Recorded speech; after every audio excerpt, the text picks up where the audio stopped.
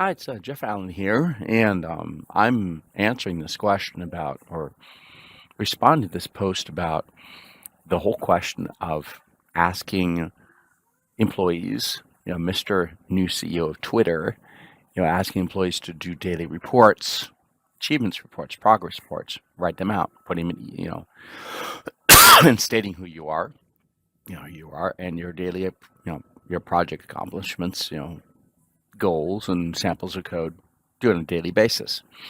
And there's a lot of criticism about that. And then there was the mention that this is what it's done a lot. Mentioned that Andy Grove in his book on high output management says that there's a lot of value in getting people to write things down. Sorry, I've got a cough here. I've got bronchitis that hasn't quite gone away. It's like I hear a lot of people around here in France coughing for periods of time as well. So, but I want to talk about my experience in this and having lived through this, and it's really I found it really good. I am my background in language and in technology. I'm a very prolific writer in general already. I've done a lot of degrees, worked a lot of jobs to fund those degrees in parallel, and have written a lot of several hundred publications in books and magazines, technology columns, all kinds of things in a variety of magazines, and lots of grants, and and then lots of features in products. So I've written a lot, and I've moved to a video format over the past several years, which is easier for people to consume, or at least it's easier for me to get it down. I can use the subtitles afterwards. I can generate them, but it's easier for me to get these out just in this kind of format. but But a number of years ago, I worked for a company in which I worked as director of sales, business development for a company that was one of the top three in the field in its industry. And one of the things that we were asked to do on a daily basis, and this is very key, the entire sales team, and 1/3 of the people were sales people in this company, of this large multinational company, with at that time had seven to 800 people. There are a lot of acquisitions, so each one they got all their salespeople, and all of them wanted to get the new tools and the new things and the new solutions, so you can start selling those as well, cross selling and upselling across all these different family of these companies, of these family companies, right? That company has grown from 700 to 15 years later at 7,000. So you can imagine it. But back in the days when it was 700, I don't know how it's done today, but one of the things we had to do, and I think this is key, and this responds to this question here, or this post, is that every single day, every salesperson in the company, and I'll say, out of 700 people, you're talking about probably 250 people, right? At least 200 people, had to write a daily summary of how many cold calls they did. And we had a quota for cold calls per day, pretty high quota. And you had to write how many physical letters you sent that day, because they had to send the physical letters, no emails, right? And they were measured by toner and stamps that were done, printer toner. And then you had to say how many did those per day compared to what your quota is. One-liners, right? And then you had to indicate, of those calls, how many kind of new prospects you're working on, and then how many deals you had closed, or getting close to being closed, how many repeat business, and all this kind of stuff. And so you had, it ended up being a half-page bullet list of just accomplishments or things that didn't work. Maybe you lost a deal, lost an RFP or something. And so we had to do this every day. And I do remember when being, off on having to do on several meetings all day long, several days in a row, not being able to write those reports. I remember getting reprimanded, reproached for not having done that daily report. And that's where you do it. And I was a sales director, right? This is not develop new sales director, new business sales director. This isn't like I wasn't a junior kid, right? Had been hired in to do this. But what that did was it did cause us to it was very competitional, folks. kind of base to have people competing, showing how much they did compared to others. But others would pick up on what we're doing and then pick up on and contact us. And I believe that some probably took the things and took the leads and tried to get in other countries and try to get the same customers in other countries rather than tell this got in some other. They can get in other things too because they're sharing information about your deals are right before they're out. So this can lead to other problems, but. So this is where you got to be careful how much you share, right? This is a really key thing.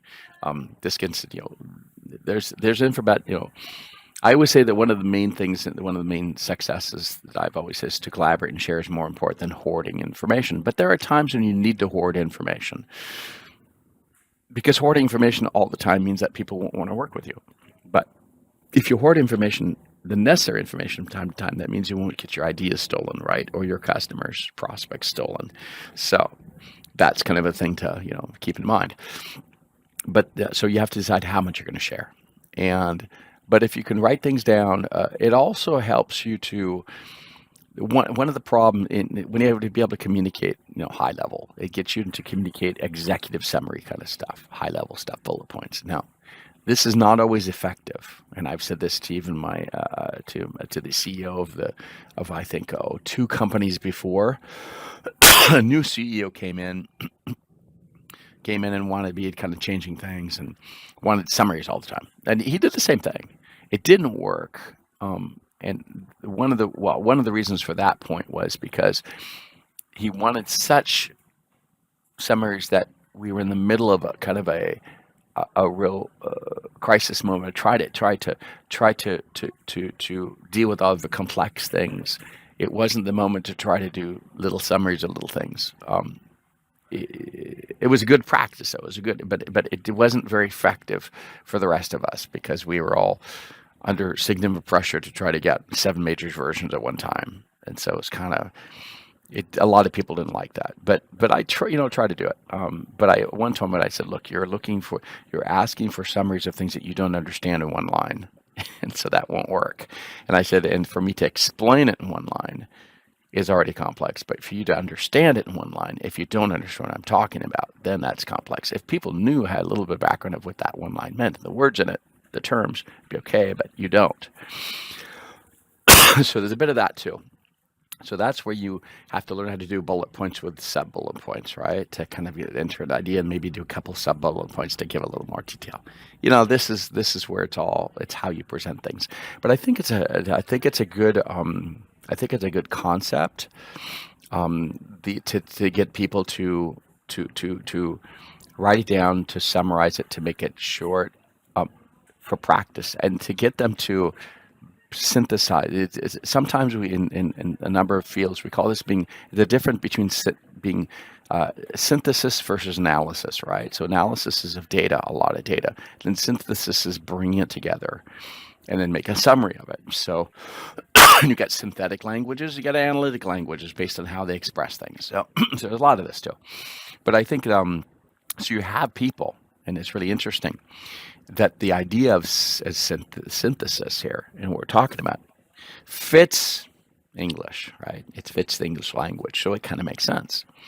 But people that come from analytic languages, which can be way more complex, like Finnish and German, and that have lots of declensions and things, it can be kind of hard to do because their language is already quite complex. So, and it's very detailed, and you have to think of a lot of the ways you conjugate things. You have to do this, and it's a mental exercise. Whereas some languages, like English, it's a decreolized Creole, so it's just really simple in some ways. I'm not saying it's all simple, but just simple. So it's easier for people from coming from a mother tongue of English to understand how to do this. In general, I'm not saying this is always true, but the fact that the way the language is and the way the language constructs and the way we think in the language. And I speak several languages. The language I've lived in other countries, and I've lived half my life in France, so I do speak a analytical language as well as speaking a synthetic language, and so I do both, right? And I see how I react in both and how I think in both individually and separately. So I want to bring that to kind of the table as well to do it. Is it micromanaging? It can be considered that. but for a purpose. And the purpose is to get everybody to get in the habit of writing down, getting it to communicate, and getting it to express, because it makes it really easy at the end of the month to go back after you've done these daily reports, 20 daily reports, to go back of your little database of text messages, right? I did them with Microsoft Notepad, right? And then you do them and you copy them over to email, and you do it. When you got all that, you can do key searches, or you can do word searches and stuff, and you can decide what were my key things for the month. And when you want to give a report of your key accomplishments for the month or for the quarter, you've got this whole database of stuff rather than doing it from your mind, right? You've actually got something, you got some data to work with, which it's hard to do when you got to do keyword extraction from your brain. So there are some good points for it. And it does make it easier to do these achievement reports.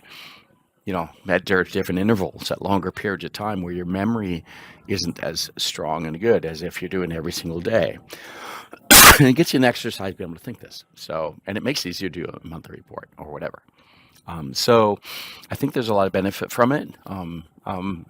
Is it good for everybody at all times? It's kind of debatable. Can it be stressful for people? Yeah, it can be real stressful. It takes time. You got to dedicate some time to it every day. But I think that it has some benefit and merit, as stated in this post. So that's my thoughts on it. And thank you for listening.